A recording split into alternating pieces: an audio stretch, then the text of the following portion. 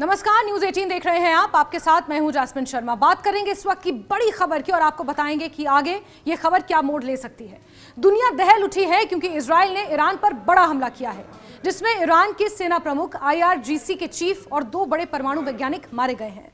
Iran के supreme leader ने इस हमले के बाद इजराइल को कड़ी सजा देने की बात कही है। आखिर यह हमला क्यों हुआ और इसका मिडिल ईस्ट और बाकी दुनिया पर क्या असर होगा, आगे इस वीडियो में आपको समझाएंगे। क्योंकि इस जंग की जद में कौन कब कैसे आ जाए कुछ नहीं कहा जा सकता। सबसे पहले यह जानिए कि हमला कब और कहां हुआ और ईरान को कितना बड़ा नुकसान हुआ है। 13 जून की अहले सुबह इजराइल ने ईरान की राजधानी तेहरान और दूसरे कुछ इलाकों में हवाई हमले किए, जिसे इजराइल ने ऑपरेशन राइजिंग लायन नाम दिया। इन हमलों में ईरान के इस्लामिक रेवोल्यूशनरी गार्ड कॉर्प्स के commander in chief major general Hossein Salami, सेना के chief of general staff Mohammad Bagheri और 2 प्रमुख परमाणु वैज्ञानिक फेरेदून अब्बासी और मोहम्मद मेहदी तेहरांची मारे गए हैं। ये हमले ईरान के परमाणु और मिसाइल सेंटर्स को टारगेट करने के लिए किए गए, खासकर नतांज में मौजूद यूरेनियम संवर्धन केंद्र पर। इजराइल का दावा है कि उसने ईरान के परमाणु हथियार बनाने की क्षमता को नष्ट करने के लिए यह हमला किया। इजराइल ने ईरान को मिसाइल उत्पादन केंद्रों और हवाई सुरक्षा प्रणालियों को भी निशाना बनाया है। वहीं ईरान की सरकारी मीडिया के मुताबिक तेहरान में IRGC मुख्यालय पर हमला हुआ, जिसमें कई लोग मारे गए हैं, जिनमें आम नागरिक और बच्चे भी शामिल हैं। इसके बाद ईरान में आपातकाल घोषित कर दिया गया है। सभी स्कूल्स कॉलेजेस बंद कर दिए गए हैं और ईरान के हवाई क्षेत्र को भी अगले आदेश तक पूरी तरह से बंद कर दिया गया है। लेकिन सबसे बड़ा सवाल यह है कि पहले से हमास सहित कई मोर्चों पर जंग लड़ रहे इजराइल ने ईरान पर हमला आखिर क्यों किया। तो ये समझने के लिए थोड़ा पीछे जाना होगा।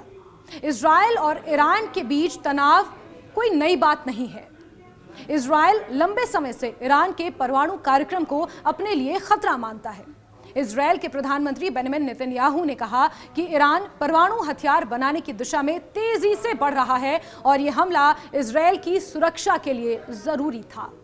हाल ही में इंटरनेशनल एटॉमिक एनर्जी एजेंसी यानी कि IAEA ने ईरान पर अपनी जांच में सहयोग न करने का आरोप भी लगाया था। IAEA के मुताबिक ईरान के पास 15 परमाणु हथियार बनाने के लिए पर्याप्त सामग्री हो सकती है। इसके अलावा ईरान ने हाल ही के महीनों में अपने मिसाइल और ड्रोन हथियारों का प्रदर्शन भी किया था, जिसे इजराइल ने खतरे के रूप में देखा।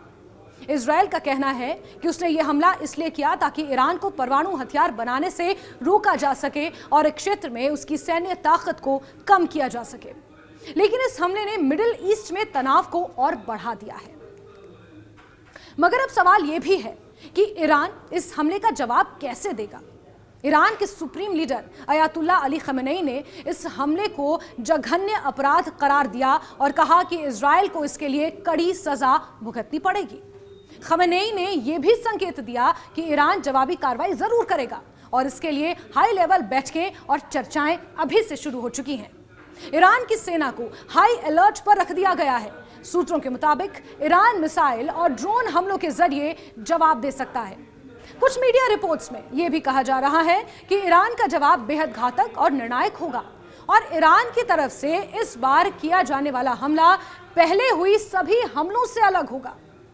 आपको बता दें कि ईरान पहले भी इजराइल पर मिसाइल हमले कर चुका है। पिछले साल अक्टूबर में ही ईरान ने इजराइल पर 200 मिसाइलों से हमला किया था। लेकिन इस बार का हमला ज्यादा गंभीर होगा क्योंकि इजराइल ने सीधे ईरान की धरती पर उसके सैन्य और परमाणु ठिकानों को निशाना बनाया है। मगर बड़ा सवाल यह भी है कि आखिर इस हमले का असर क्या होगा। इसका जवाब आगे आपको बताते हैं। इस हमले का असर सिर्फ इजराइल और ईरान तक सीमित नहीं रहने वाला। मिडिल ईस्ट के साथ साथ अमेरिका पर भी इसका बड़ा असर होगा। हालांकि अमेरिका ने कहा है कि वो इस हमले में शामिल नहीं था, लेकिन वो इजराइल की रक्षा के लिए पूरी तरह से तैयार है। अमेरिका ने अपने सैन्य ठिकानों को हाई अलर्ट पर रखा है क्योंकि ईरान अमेरिकी हितों को भी निशाना बना सकता है।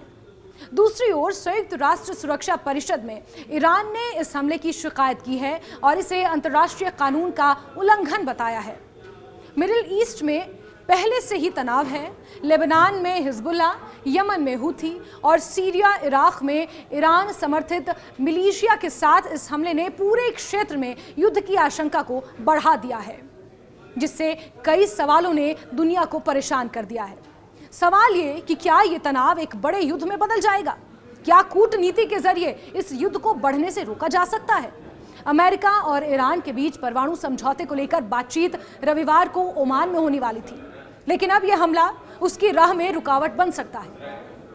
ऐसे में अब पूरी दुनिया की नजर ईरान पर बनी हुई है और हमारी नजर भी हर हलचल पर टिकी हुई है, जिसकी जानकारी हम आपको लगातार देते रहेंगे।